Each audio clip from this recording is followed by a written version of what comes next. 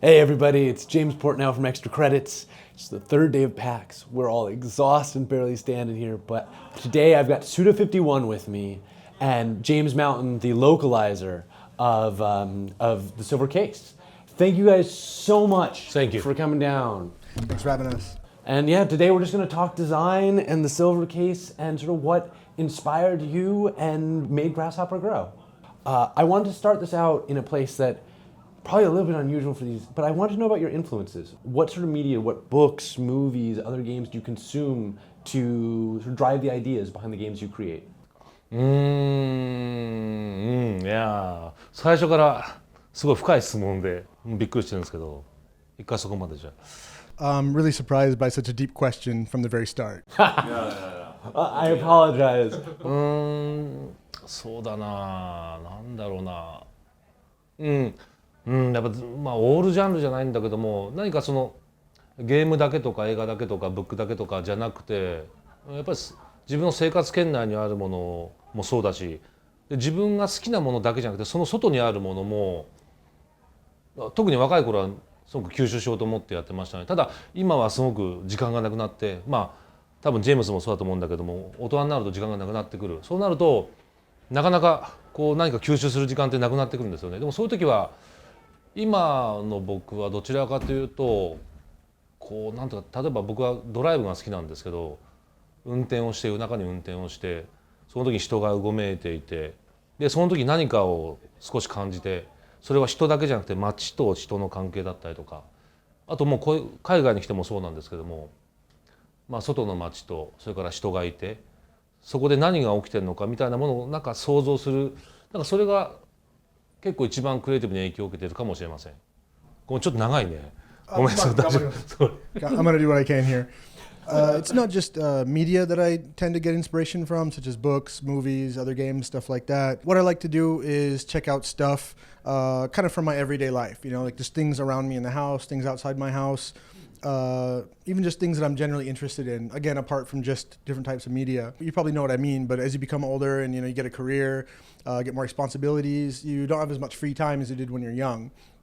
And so sometimes the best way to get inspiration is basically just to go out and just do your thing, just do whatever you do during normal everyday life and just kind of see things going on in the world. Like, for example, I like going for drives.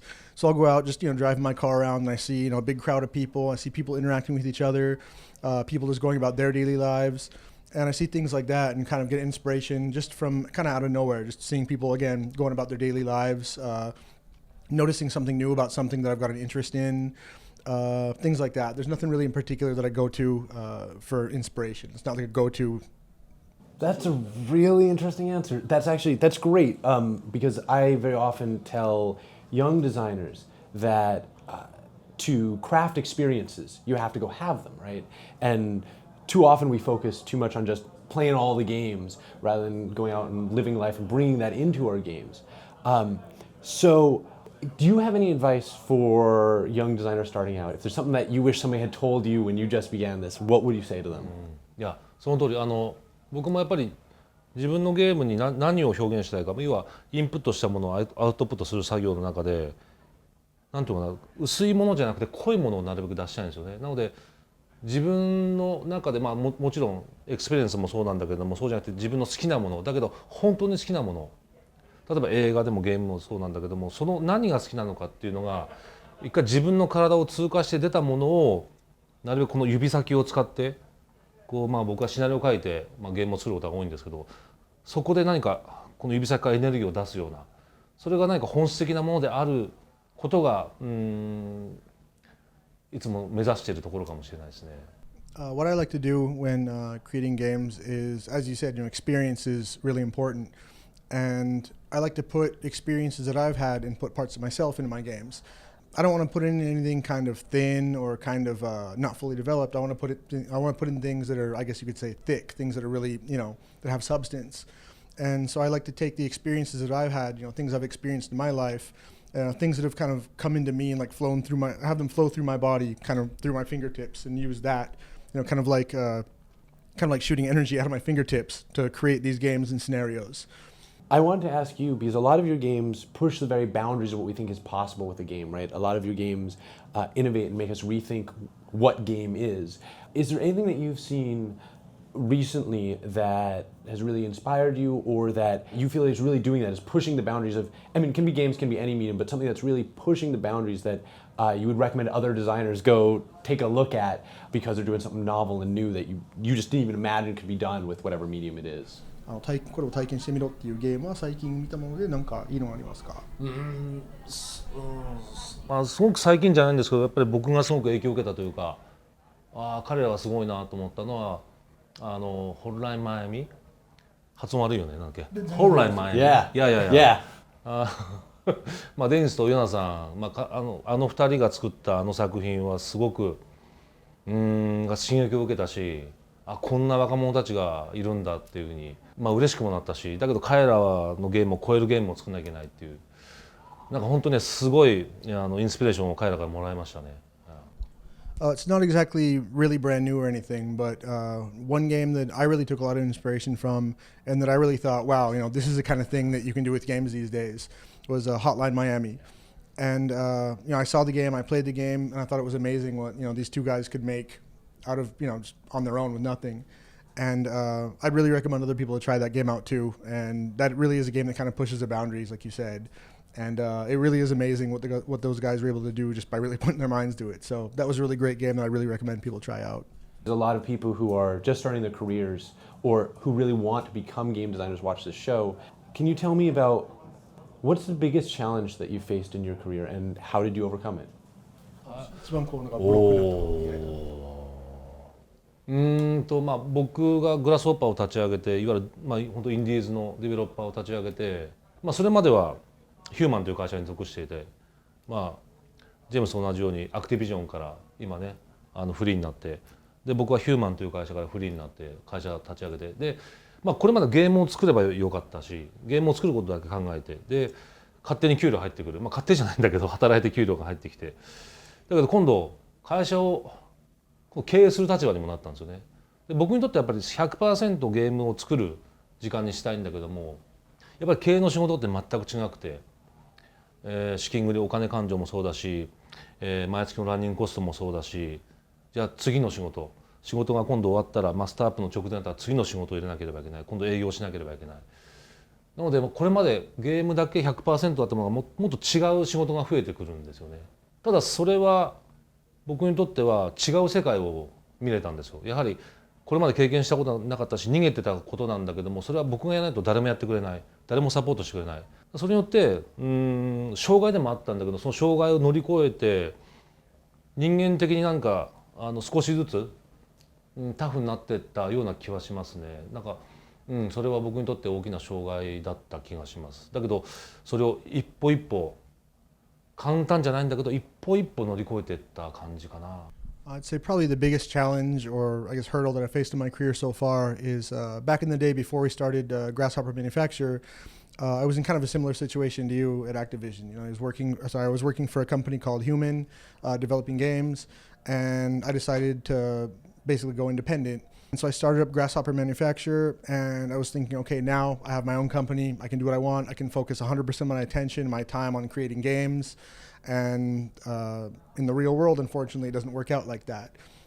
Being CEO of a company means you've got to deal with stuff like, making money, getting clients, having meetings, all this kind of stuff. And you just don't have nearly as much time as you'd think you'd have, to do what you want to do, making games and everything. And so there was a lot of times when that felt like it was it felt like it was a lot of pressure on me. I wanted to be able to, do what I wanted to do. But I was finally able to realize that in order to have my own company and have the freedom to do what I want to do, I have to do all these things that I've been kind of running away from before, all the hassles, dealing with like clients, making money, making sure the company's running well and everything. And while that was a big challenge in my career, again, not being able to just focus all my time and energy on making games, I do feel that it did kind of slowly and gradually but surely help me kind of grow as a person too. It's so funny because when I started my first game company, same thing. I thought, oh, now I'm really going to be able to focus on the design I want to do. And I remember walking through the break room, and there's two of my employees, and one's a newer employee, and the one guy goes, so what does James do?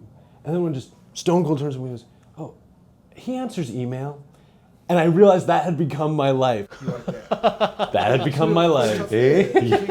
So it's awesome to hear that and to tell young people that like making games is a lot more than just making the game. Like there's a lot more that goes into a great game than simply the great idea.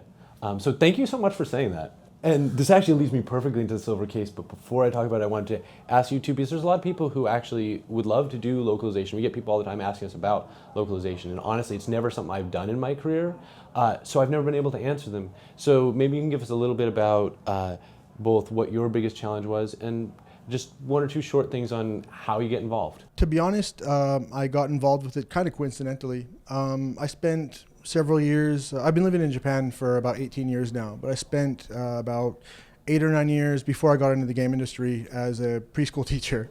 And just decided, okay, I can speak Japanese, I can speak English, I've got okay writing skills, I'll try freelance translation just to make a bit of extra money on the side, you know. And I found a few people online who wanted Japanese English translation projects done. So I got a hold of a guy who started giving me projects regularly. And after about a year, he said, hey, I'm going to move to Osaka where I lived and start up a company. Why don't you help me out? And that's the guy who is now the CEO of the company I work for. So it really was just kind of a coincidence. There's a lot of people trying to get into game localization, and there's not really that much room for that many translators. And I guess as far as advice goes for people wanting to get into the industry, pardon my French, but work your ass off and master not only the skills of the language you want to translate from, but master your writing skills. Because a lot of people don't realize that translation isn't just about understanding two languages, but being able to really write really well in the target language. Right, I always say that localization is not just translation. Yeah. But I want to talk about the silver case because I could be totally wrong about this. If memory serves, it's kind of heroic that that even got finished, right? That you guys made it through that project way back when you were first doing it. Can you tell me about some of the design decisions you made to allow the team to successfully finish the silver case on the budget you had? いやまず最初にグラスホッパー3人だったんですよね、立ち上げた時に。で最大で10人ぐらい集まる予定だったんですけど、結局みんな合流が遅れてコアメンバー5人だったんですよね。大体それがイメージできていたので、じゃあこのコアメンバー5人で何が作れるのかなっていうところからゲームデザインを発想したんですよね。でとにかく僕とプログラマー2人とでイラストレーターと背景のアーティストが1人。そうなるとプログラマー2人背景の要は絵素材が少ないんですよね。ということは絵のボリュームがないゲーム。その時に僕が考えたのはプログラマーのどちらかがウィンドウが動いて、例えば後ろで背景でプログラムで何か絵を動かしたりとか、パーティカルを使ったりとかパーティクルを使ったりとか、そういうプログラマーでも実は、表示物って作れるわけで、彼らもデザイナーになってもらおうと思ったんですね。それでフィルムウィンドウっていうシステムを作って、でただ単にテキストアドベンチャーだけなんだけども、いろんなものが表示されてるんだけど、動くことによってそこに躍動感が生まれて、ゲームにリズムが生まれて、でこれであれば一応それぞれの役割でだいたいスケールとしては1年2ヶ月ぐらいの当時予定だったんですよね。これなら作れるっていう計算のもとスケジュールを引いて、でとにかく細かくもう素材も含めてタスクも割り振って、スケジュール管理も当然僕がして、毎日スケジュールチェックをして、そういうイメージ通りになるべく進むようにやってきましたし、で僕自身が全て企画も担当して、外部のアーティストとも全部打ち合わせもして、もちろん、うまくいかないこともたくさんあったし、悔しい思いもいっぱいしたし、だけど、なんとかイメージ通りに自分でイメージ通りにイメージがあったからこそそこにこう持っていけたので、最終的にはシッピングまでいけたのかなという気がしますね。When we first started Grasshopper Manufacture, it was originally a core team, so there were only 3 core team members. And we thought we were supposed to have around 10 or so, but people's schedules end up kind of shifting around and just, things happen. And so by the time it was time to start working on the silver case, it ended up that there was basically a core team of just 5 people. And there was Suda himself, and a background illustrator, 2 programmers, and illustrator. Yeah. Sorry. And so they're trying to make a mainly text-based adventure game, but they've got 2 programmers and Suda himself doing the writing, Yeah. and they've got 2 artists, which they don't really need. And so he had to think of a way to use the the art and design-based people not only more effectively, but in a way that they can somehow make this game with the team they had. And so he had the designers try a lot of different things with different sorts of like film windows, different sorts of windows in the game, different types of like particles and everything. And finally they came up with the system. They came up with a system called film windows, which they use in the game, where the game is, while it's based on text, they have a whole bunch of windows constantly popping up and moving around and showing all sorts of information. And so they had 2 programmers, brought one of the programmers over to design, and kind of mixed up, everyone's roles, everyone's duties, and somehow they were able to make it all come together just right. Everyone really kind of like fit the role that they eventually ended up playing really well, and they got really lucky in that the game was not only finished, but it became finished in exactly the way they wanted to finish it. Sorry. Well done, sir. Well done. Sorry, I'm not from here. So. No, this is great because I always tell people beginning in their design that being a game designer is not about making the best imaginable game, but the best possible game with the team you have. And so you need to find out how to use all those pieces, whether it's moving a programmer to design or finding a way that the art can really add to the piece. So I love the fact that you were able to find a design solution to provide more game with the team that you had. That's fantastic. 結局今のゲームって何でもできそうなんですよね。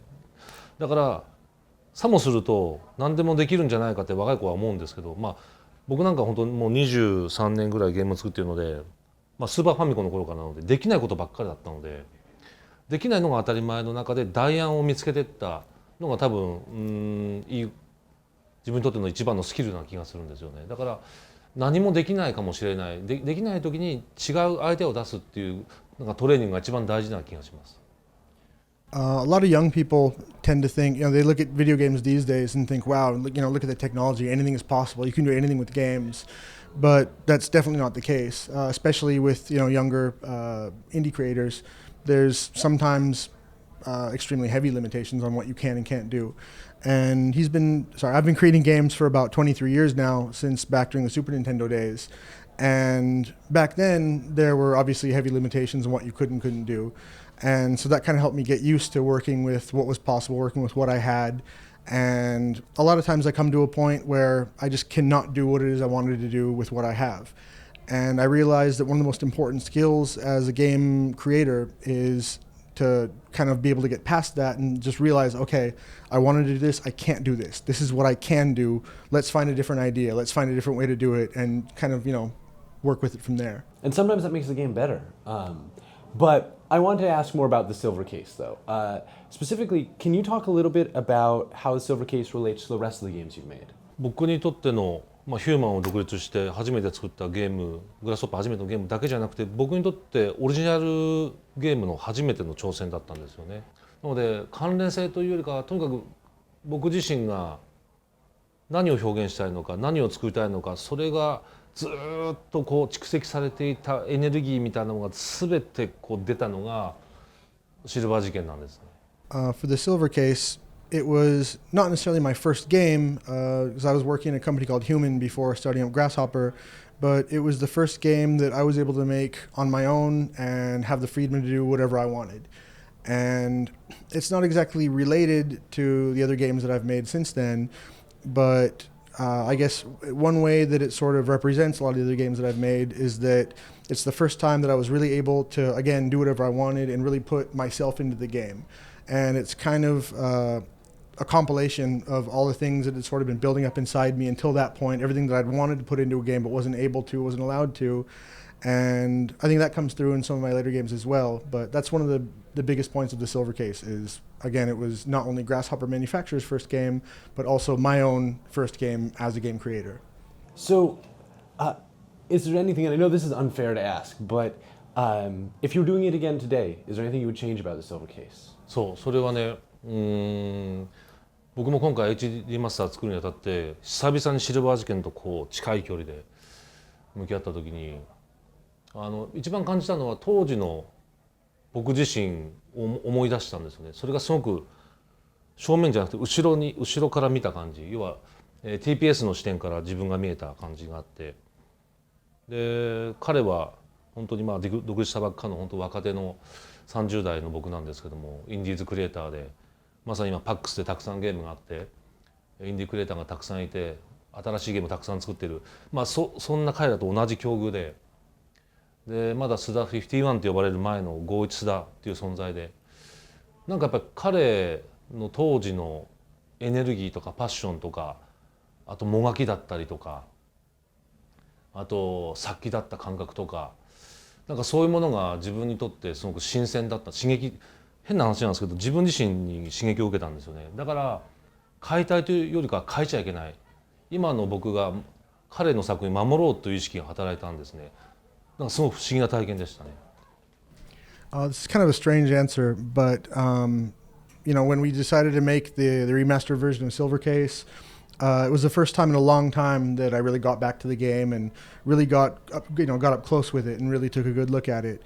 And when I did that, I noticed something, and that was that the guy who made this game all those years ago, that wasn't Suda51. That was back when I was just some dude, Suda Goichi. Nobody knew who I was. I was just, a young indie creator.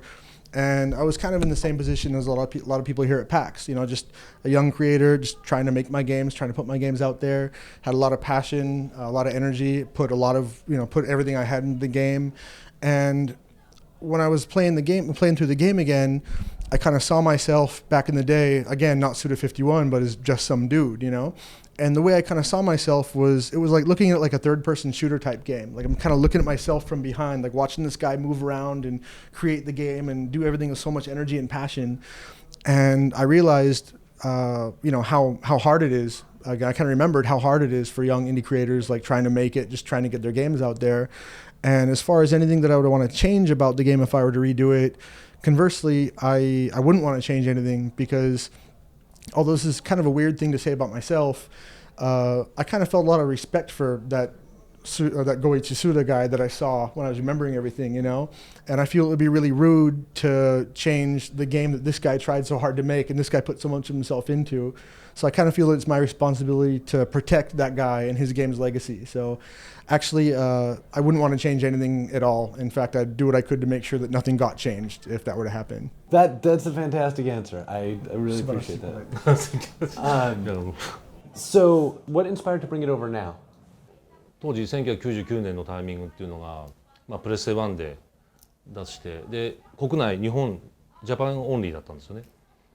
でまだ海外のファンが一度も遊んだことないゲームだったので、しかもグラスホッパーのデビュー作で僕にとってやっぱりすごく大事なゲームで、いち早くやっぱり、海外のファンに遊んでほしいっていうのはもうずっと思ってました。もう9年、具体的には9年前から実現しようと思っていろいろ動きました。First, the game, again, we made it back in 1999, and it's been 17 years since then. And I always kind of wanted to be able to put the game out in the world and have not just Japan, but, overseas players play it as well.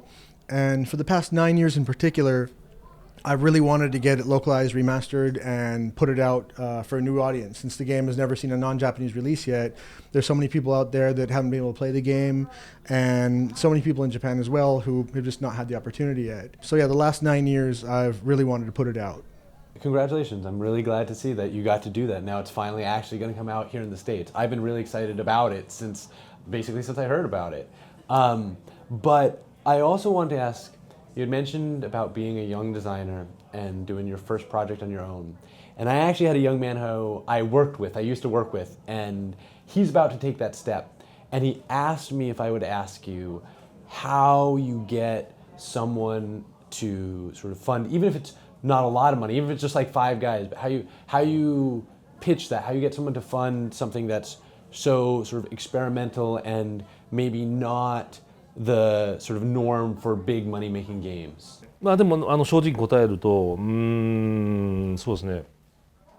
いやとにかくもう僕も失敗をたくさん繰り返してきたんですよね。一回そこまで。Well, to answer honestly, I myself screwed up over and over lots of times too. 企画書20枚作ったら本当に成功するのは本当1つか2つかぐらい。If I put together like 20 proposals for a project, at most maybe one or two of them would actually go through and make it.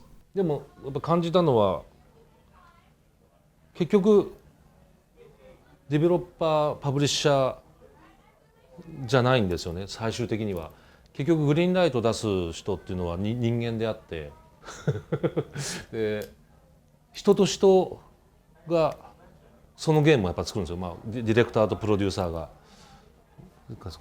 It's not just about the developer and the publisher. When it comes down to it, it's about people. Relationships between people. Like you've got the people who make the game, who are a director and a producer, or whatever. But when it comes down to it, it's a person and another person and another person. なので企画書の書いてる時に企画書の向こう側に必ずユーザーがいると思って、そして相手のその担当のパブリッシャーの担当の人っていうのは最初のファンにならなければいけないんですよね。最初のファンにならなければ彼は自分の担当する企画を上の人たちにグリーンライトを持っている決定権のある人たちに持っていくこともできないんですよね。So for example, when you bring a proposal to someone, you're saying, hey, here's the game I want to make, fund my game. The person you're talking to basically has to become your first fan. When you put together a proposal and bring it to someone, they usually have to give it to someone higher up who's going to give them the green light or not. And so you've got to remember that on the other side of this proposal is the fans. And so what you've got to do is, once again, whoever you propose the game to, make sure that this person becomes your first fan. Put this person in the kind of mindset where when they go to take it to their higher ups, they push them to give them the green light. They say, look, this game's great. We need to make this game. So basically, yeah. Well, obviously, it's you need to make fans normally as well. Make sure that the guy you propose the game to is your first fan more than anything. なのでごめんなさい、まだあって、なので彼がとにかくファンにしなければならない企画、それは何かというと、彼自身の情熱だったりとか、この人間を応援したいと思えるものだったりとか、そういう本当に作りたいっていうエネルギーがこもっているもの、本当に俺はこのゲームを作りたいんです。で、じゃあ君のそのゲームを僕の人生をかけて通すっていう、それがあればもうその瞬間に僕は多分グリーンライトを通ると思うんですよね。いや分かんない、通らないかもしれないんだけどごめんなさい。だけどそういうものでないと、これまでもそうなんですけど、やっぱりプロジェクトになった作品って本当に俺自身が作りたいゲームで、担当者がこれを一緒にやろうって、本当2つ返事で見た瞬間に OK 一緒にやろう、ね、上に通すよ、グリーンライト通すよっていうものだと思うんですよね。And again, you've got to make the person you propose your game to your first fan, but you also have to remember that in order to make that person your fan, in order to get your game through, you've got to show that you're really passionate about whatever it is you're trying to get through. It's got to be something you really want to make. You're really passionate about. You need to get this game done, so that when you pitch the game to the first person you're talking to, you've got to pitch them so that they can see this is someone who really cares about this. This is something this guy really wants to do. He's really passionate about this. This really means something to him. And even if it's not something that they personally are super interested in themselves, that passion and that desire to really make this specific game, this particular thing, that alone can sometimes be enough to get them to greenlight it for you. And obviously sometimes you're not going to get greenlit. Sometimes you're just going to get told to, take off. But that's one of the most important things is, getting people to realize that this is something you really want to do. This is really your game. And that's how I've done it so far, is every game that I've made sure it's a game that I really wanted to make. And as much as possible, I made every game that I made in the way that I wanted to make it. That's something that people should keep in mind, is not only make the person you pitch to your first fan, but make sure that you yourself really care about it and really want to make the game the way you want to make it. That's perfect. For this young man, there's one other question that I would like to ask, because he may not listen to me, but he will certainly listen to words of wisdom from you. Can you also talk a little bit about growing a studio? Because you're clearly not 5 guys trying to desperately put together a text game anymore. And can you talk about some of both the best and some of the most difficult parts of moving from that little 5-man team to the big studio you guys are today? ねえ、なんだろうな、なんだろうな、とにかく次の作品を作ること、次の作品を作ること、やっぱりすごい未来が見えたわけじゃなくて、一本一本作ることに必死だったんですよ。それが命がけで会社を守って、スタッフを守って、でまた次のステップの、次のステップは次のゲームを作ること。でもなんかそれが自然とその作り続けていく中の結果としてすごく大きなチャンスをつかんだりとか、すごくいい場を提供してもらったりとか、それによってだんだん会社の知名度が上がったりとか、スタッフも増えていったりとか、作るゲームの規模が大きくなったりとかっていうことが起こったので、やっぱり意識せずにゲームってやっぱ作り続けなければ先はないんですよね。どっかで一回作るのをやめてしまうと、そのブランクっていうものはすごくブランクを埋めるので大変だったりとかして、スタジオをとにかく回転させるっていうこと、みんながとにかく常にゲームを作る環境を与えるっていうことを念頭に置いて、一本一本なんか、ゲームを作る、すごいゲームでもいいし、だけど場合によっては、スタジオみんなに給料を払うために作んなければいけないゲームもあるかもしれない。でもそれがゲームスタジオってすごく大事だったりとかして、みんな多分それを経験してるし、なので作り続けるっていうことを大事にしてほしいかな。すごくシンプルすぎる答えかもしれないんですけど。Maybe kind of an overly simple answer, but put really simply, the most important thing you can do to grow your studio is just keep making games. Like when I first started out Grasshopper, I was constantly thinking about the future, thinking about, okay, what are we going to do next? You know, what are we going to do after that? What are we going to do after that? And eventually I realized, okay, we're making a game right now. I got to focus on making this game. Just keep making this game. Make this game. Get this game out. Get it finished. And then, okay, this game's finished. What do we do next? Okay, now we're going to make this game. We're going to do it this way. We're going to do it this way. Okay, what's after that? And I realized pretty early on that you can't really focus on, okay, how do I make this company bigger? How do I make the studio bigger? How do I get more people? The only thing you can really do is keep making games, keep creating, keep putting stuff out. And obviously it's best if, everyone's happiest if you're able to keep making the games that you want to make, doing the stuff that you really care about.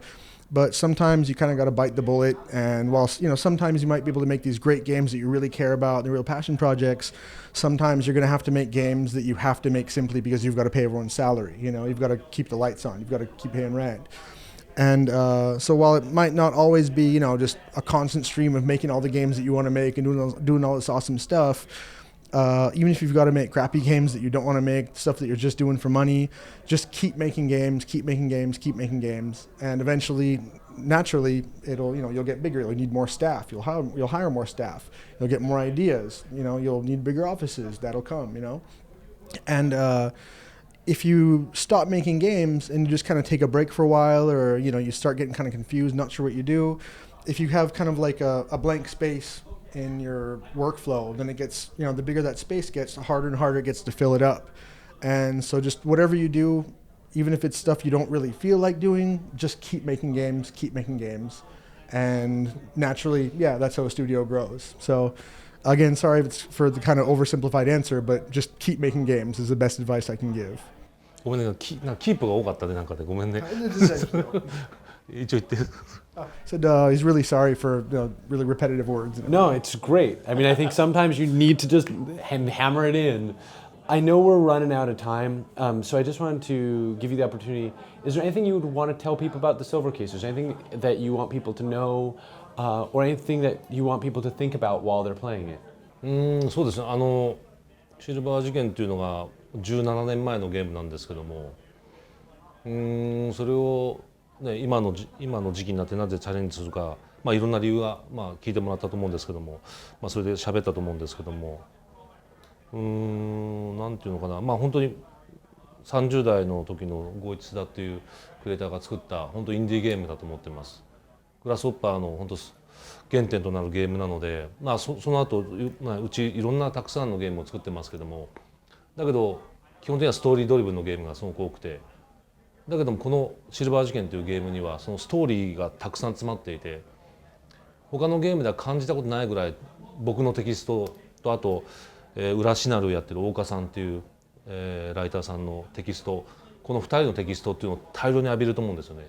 それによってこのシルバー事件という世界観僕らはすごく複雑で、高い層で、だけど魅力的な世界を作ったつもりなんです。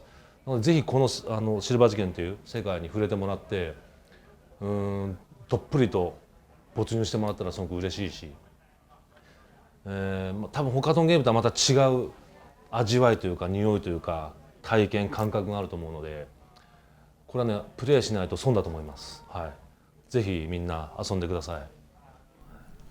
It's been 17 years since I made the game, but again, it was the debut title from Grasshopper Manufacturer, and also my own personal debut title as like a free indie creator, and it's a really text-heavy, text-based adventure. I put a lot of time into writing the story, building this really intricate and really kind of deep world built specifically for this game. And not just myself, but another writer named Oka who wrote the, I guess you could call it the background scenarios and kind of the background plot lines. We both put a lot of time and energy into making these really intricate plots, characters, just the entire world feeling. And it's really deep, it's really kind of gritty, and it's really complicated, but it's definitely worth playing. And I'd just be really happy if everyone tried it out and let me know what they think. It's really different from most other games. Like a lot of my other games, it is really story driven, but again, it's a completely unique experience. And to be honest, I feel that not playing it would be kind of a waste, and that's really your loss. So I'd like to have as many people as possible play the game and enjoy it.